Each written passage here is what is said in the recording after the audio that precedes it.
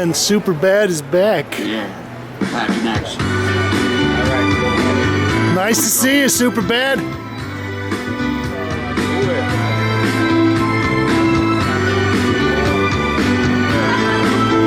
Yeah, there's one for my mama. My mama told me, she said, son, please beware. There's a thing called love, and it's everywhere. She told me it can break your heart and put you in misery. Since I met this little woman, I feel it's happening to me, and I'm telling you, it's too late to turn back now. I believe I'm falling in love.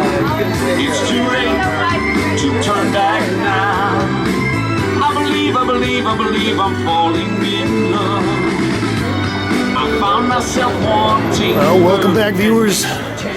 Your long wait is over. This is James Kalm, the guy in the back, and I'm back from summer hiatus, and we're going to start off 2013 season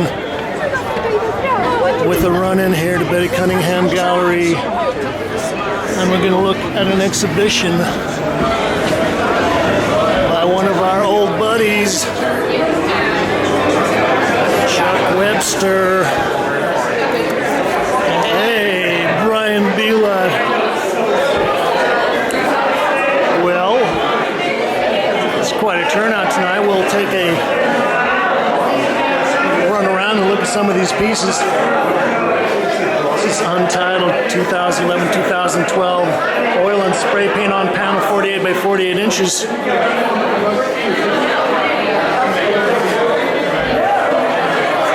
Actually, I've got to congratulate Chuck. I think the last show of his that we covered was at Zersher Smith, some gallery like that, a little farther south. And with his move up here to Betty Cuningham, that's quite an impressive gallery to be with for a young artist. Betty also shows people like Phil Pearlstein and Jake Bartow. So this is known as far and square throughout my years, 2013. And I like the way that Chuck is kind of got a little looser. Last time I talked to him about his work, we were talking about the fact that he works on panels, and I think that sometimes that gives artists a tendency to kind of treat the surface in a little different way. It makes it more polished, or it's just a harder surface. It's titled Combination Fort 2013, and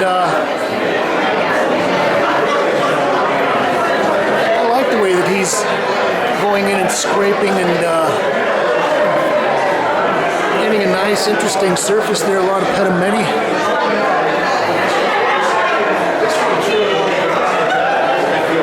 This one is 48 by 60 inches. Oh, the green painting. Somehow I get an echo of Carol Dunham in here a little bit. Catch, 78 by 80. And, well, I used to paint on panels myself, and I know that once you get into something that's this size, suddenly these things start to get pretty heavy, especially if you've got a nice cradle on them. Got a lot of spray paint as well, although he's maybe spraying and then scraping over the top and sanding and spraying a little more.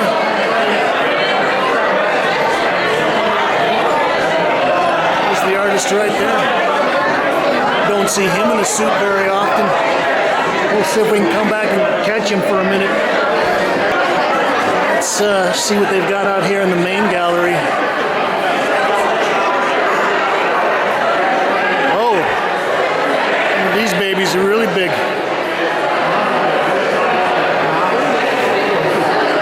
See some of the Brooklyn painting crowd out here.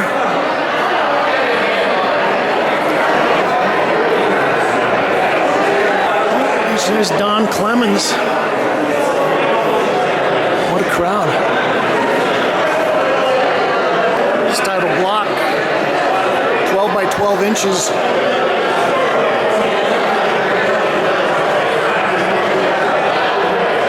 I was just talking to Brian Belot about this latest batch of paintings. This is a large piece. It's titled Was to Be a Man, 2013, and this is 78 by 112 inches. Anyway, I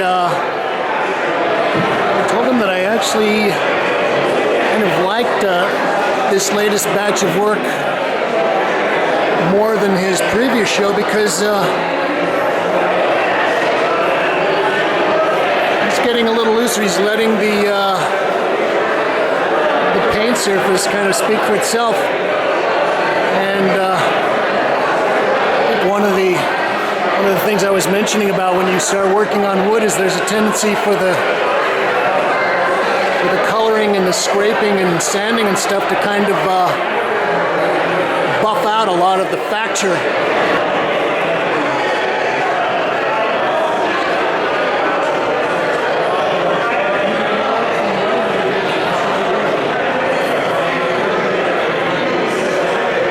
This is another big one titled Sleeping Giant.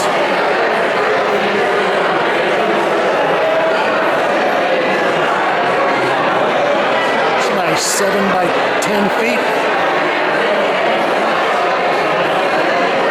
Oil and spray paint on panel.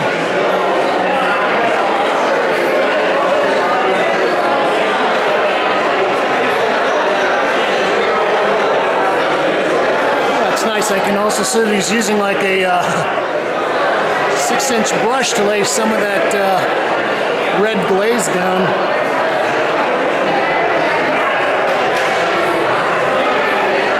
I think one of the other elements about his compositions that I like is kind of make me think of the essential, simple images that Forrest Best was using, and there was a whole bunch of New York painters sort of came after the abstract expressionists that were known as the New Imagists, and I think that this is the kind of work they're doing, kind of simple frontal images. Oh, Jules de Pelincourt and Eric Parker here, a couple of fans. Well, this is another large piece. This is titled Boom for Real, and I like this. I think this is maybe a little more coloristically daring, but we'll get in. I'll show you a little bit of what I was talking about. I like the way he's got this brushy texture built up here in the yellow. Then this large orange form. It's kind of a little thinner, washier thing, and I think he might have scraped out. And that's played off against this background that is obviously been scraped and sanded.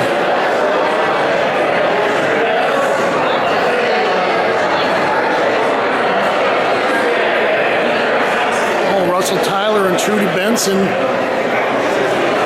Back room here, and I snagged Chuck just as they're turning off the lights in the gallery. We're going to come in here and have a little chat briefly. Yeah, it's good. What's the title of this piece? This is called "It Was a Good Day." It was a good day. Yeah, it was a good day. Well, I'll make this fast because I know you've got to get back to the after party and everything else. Congratulations on the new show, the new gallery, the new wardrobe. It is brand new. Well, I like what you're doing with the work. Tell us a little bit about this new series of paintings. Oh, some of these were inspired by a trip to the Rothko Chapel, where I worked outside and made a series of drawings, one of which is in the show. And I also kind of did a lot of small drawings there, and then took them back to the studio and made a few of the big paintings based on small drawings. But also, they're also just very, like, the idea of taking a very, very small drawing, the idea of that, not blowing it up, but the romantic idea of being in that space. So they're actually something very, very intimate with something very, very large in terms of architecture, scale, and emotion. I was going to say, it does seem like you bumped up the scale a little bit. Have you worked this size before? I think some of them were like 7 by 10 feet and stuff like that. I've never worked on 7 by 10 feet on a panel before. Yeah, that's a big panel. It's a big panel, but I worked 9 by 12 once. It was 2 panels, not one. Okay. But and you're adding spray paint and some other things to the work? It's been really fun. It's really liberating, actually, because you can cover a lot of ground.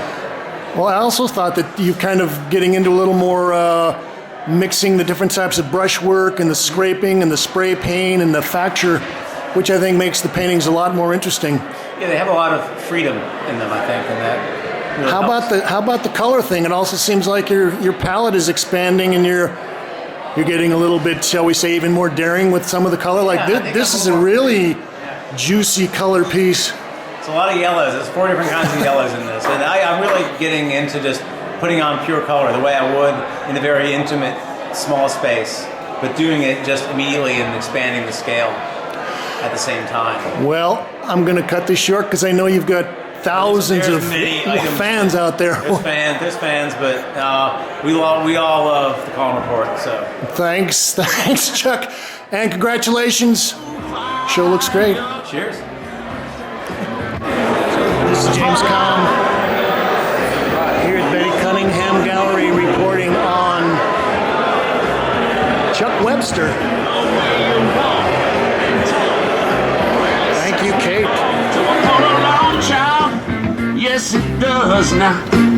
The way you shake and tease knocks me to my knees, and I'm smoking, baby, baby. The way you whir and twirl really rocks my nerves, and I'm so excited, child. Yeah. The way you shake and tease lets me know. Here comes the cops. Oh. I will, but I should give you some money. What's that? Yeah, I'm packing up. Okay, yeah.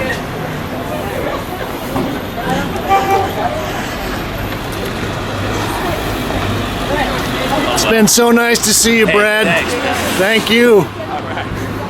I missed you. Thanks, man. I'm running. Okay. Fire! You're awful nice about it. Gotta say that. All right. Yeah, good to see you again. Nice to see you too. All right. You're looking good. Hey, thanks. Yeah.